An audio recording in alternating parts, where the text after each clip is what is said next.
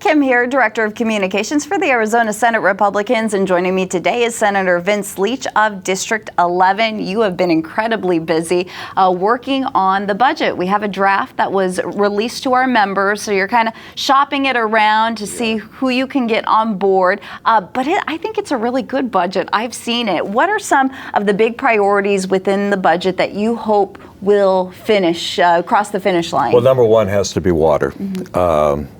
We need water in the state of Arizona. We have water. It's not in the right place. So we're putting $1 billion into water. Now, we can't spend $1 billion in one particular year. So when you see the actual budget, that's going to be spread out over the next 3 years. We have a law in Arizona that we have to budget over 3 years to make sure that we're not spending everything in year one and then don't have anything else. But number one is water.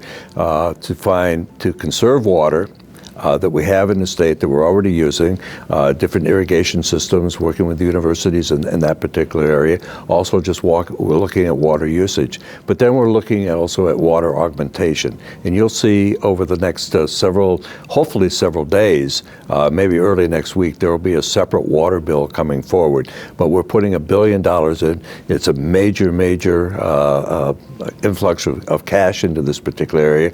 We need to address it. It is concerning, but we want to take care of it. We want to get ahead of the curve.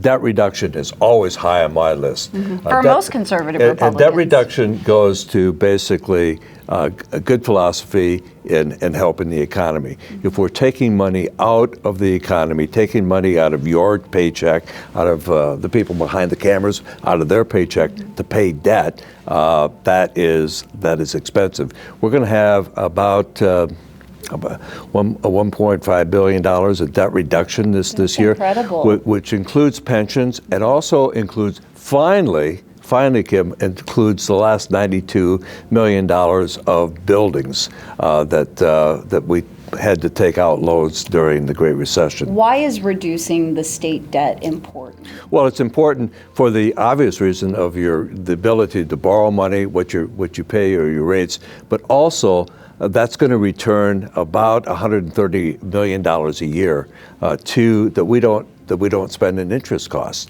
and so that's the debt reduction. On another point on that issue, the workers of the state of Arizona, the employees of the state of Arizona have paid into this. The state has paid into that. When they retire, they want their money. They want their money. And that's not too big of an ask. We should make sure that the monies are for them to pay their retirement. I know you're an advocate for tax cuts. Can you give us a little insight on any of that within the budget? We've got a couple of things that we're looking at within that area. That always gets a little bit more dicey, getting it all the way through the system. But one is the state equalization tax that is basically on the property tax area. We're looking to eliminate that completely, which would be about $330 million. That goes into K-12. So basically what we would do is we would eliminate that tax, but then we would backfill from general fund money. I know that gets into the weeds a little bit. So education wouldn't be shorted any money from the collection of that taxes, but you as a taxpayer, as a property taxpayer, would be relieved of that portion of taxes, which would be a big step. I know border security is a big priority for you as well. Can you shed any light on? Border security is huge. We have a problem with trafficking of personnel, people. The sex trafficking is going on. The drug trafficking last year was reported by the governor's office that we've managed to stop 1.9 million fentanyl pills from coming into our society. Now, just think if we stop those, how many got through? We're looking at a total of about approximately $550 million, just short of that, to go into border security. That would include fencing. That would include money to the locals so that they can do prosecution, so they can handle and hold these folks or criminals coming across the line, to do testing. The people that come across are not tested for any diseases. We need to put a stop to the illegal sex trafficking, the illegal drug traffic that's coming across our border. We need to protect our citizens. That's number one in the Constitution, protect our citizens, and that's what we need to do. $500 million is a big chunk of change for a state to give to an issue that should be overseen by the federal government. What kind of message do you think this sends? Well, it should send a clear message to our constituents on both sides of the aisle. In fact, on all sides of the aisle. That we've said for years and years and years, we're not going to fund this because this is a federal problem. Well, the problem has become so large and so huge, it's infiltrating every part of our society. Our homeless population is growing because of it. It's just a number of things. We've got to take care of it, and we're making, I think this is just a down payment. We'll have to follow up with more after we see how this works. There's about 300 lines within the budget, but I know another big important issue as we experience all this growth within the state of Arizona is that our infrastructure can keep up with that. Can you tell us a little bit about what might be allotted for improvements on our roads and what have you? Last year, we put, the last couple of years, we put several $1 million into the infrastructure. We did some on our freeways. We did some on state highways. This year, we're going to put in, I got the number right here, just short of $1 billion. Wow. A good portion of that will go in on the I-10 portion between Casa Grande and Wild Horse Pass or Chandler. Dangerous, very dangerous part of the road. It's 3 lanes each way on both ends of that, but it narrows down to 2 lanes.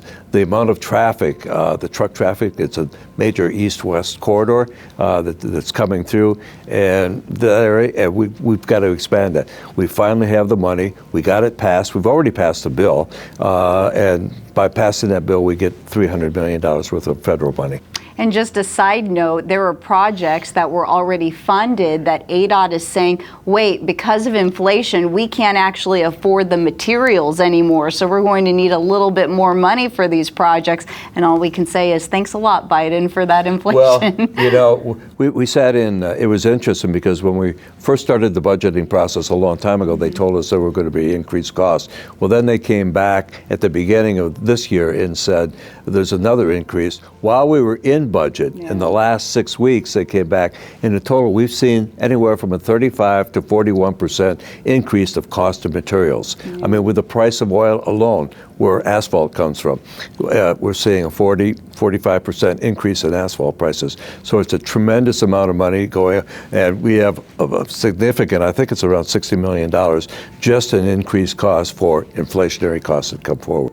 Well, we know this is just a starting point for the budget. This is not set in stone, so we know these numbers might fluctuate as you're reeling and dealing the members to try and get 16 and 31 to pass this budget. But we're hopeful this is going to be done soon. You said 390 line items, and I think we've had the opportunity over the last couple of days to meet with most of our members, just about all the members, and we've been able to touch different areas that we haven't talked about that are lesser in dollar amounts, but as important. The DD folks, the disabled, developmentally disabled, the homeless population, state employees, a number of things that are in there. It's an exciting budget. It really is. It's been an honor to work on it. Well, we look forward to you updating us as this progresses on and we finally have something signed, and hopefully we sine-die pretty soon, All Senator. All we need is 16 votes in the Senate, 31 in the House, and of course the governor's signature. All right, Senator Vince Leach from District 11, thank you for this legislative update.